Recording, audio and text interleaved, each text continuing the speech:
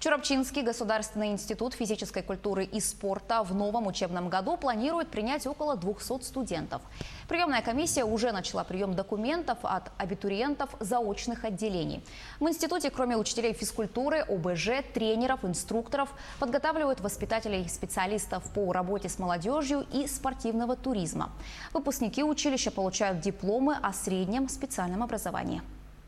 В этом году условия особенные в связи с коронавирусными инфекциями, поэтому все документы будем принимать дистанционно. Будем принимать документы по 7 направлениям, которые Чурапчинский институт дает возможность обучаться. А очное отделение сдает после, кто через ЕГЭ сдает, после сдачи ЕГЭ. Уже если официальная информация будет, они после этого уже, после 3 дней, после 6 дней, они могут сдавать документы.